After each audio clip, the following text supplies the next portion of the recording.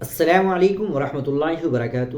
سامعین، اتراکھنڈ میں یکساں سول کوڈ کے نفاذ کے خلاف جمعیت علماء ہند کی طرف سے داخل کی گئی اہم پٹیشن میں سینئر ایڈوکیٹ کپل سبل اور وکیل on record Fuzail Ahmad Ayubi Uttarakhand high court کی اس خصوصی بنچ کے سامنے پیش ہوئے جو چیف جسٹس جی نریندر اور جسٹس آلوک مہرا پر مشتمل ہے۔ کپل سبل نے بنچ کے سامنے دو اہم باتیں رکھی۔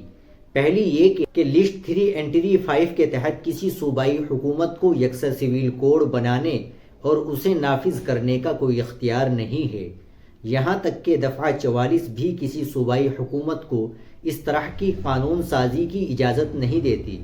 کپل سبل نے دوسری بنیادی بات یہ کہی کہ جو قانون لایا گیا ہے اس سے شہریوں کے ان بنیادی حقوق کی صراحتاً خلاف ورزی ہوتی ہے جو انہیں آئین کی دفعہ 14، 19، 21 اور 25 میں دیے گئے ہیں۔ کپل سبل نے عدالت سے یکساں سول کوڈ پر اسٹے لگانے کی درخواست کی۔ اتراکھنڈ حکومت کے وکیل نے اس کی مخالفت کرتے ہوئے جواب داخل کرنے کے لیے وقت طلب کیا۔ اس پر عدالت نے صوبائی حکومت کو ایک نوٹس جاری کر کے اپنا جواب داخل کرنے کی ہدایت دی۔ آئندہ سماعت 1 اپریل سن 2025 کو ہوگی۔ کپل سبل نے چیف جسٹس سے یہ بھی کہا کہ آئندہ تاریخ پر ہم اسٹے پر ہی بحث کریں گے۔ انہوں نے یہ بھی کہا کہ چونکہ یکساں سول کوڈ کی بعض دفعات میں سزا اور جرمانے کا بھی التزام ہے، اس لیے اس پر اسٹے لگنا ضروری ہے۔ اس پر چیف جسٹس نے کہا کہ اگر اس مدت کے دوران اس طرح کا کوئی معاملہ پیش آتا ہے تو ہم آپ کو اجازت دیتے ہیں کہ آپ فوری طور پر اسے عدالت کے حکم میں لائیں۔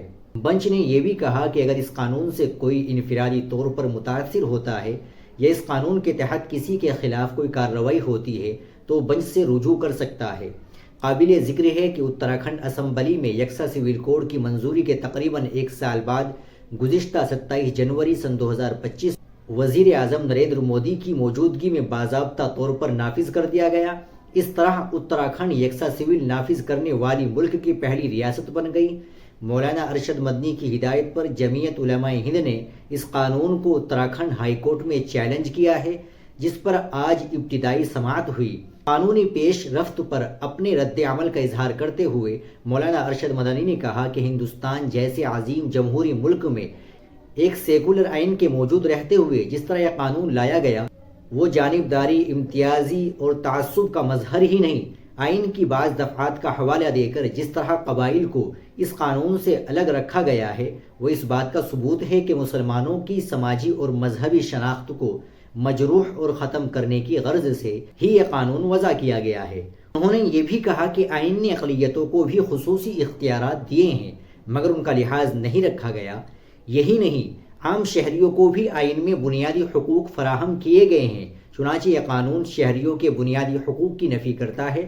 مولانا مدنی نے آگے کہا کہ آج کی ابتدائی سماعت میں ہمارے وکیل کی جانب سے اس نقطے کو عدالت کے سامنے پیش کیا گیا ہے۔ امید افزا بات یہ ہے کہ کچھ انصاف پسند غیر مسلموں نے بھی اس کے خلاف عرضیہ داخل کی ہے جس میں انہوں نے بھی امتیاز، تعصب اور بنیادی حقوق کا معاملہ اٹھایا ہے۔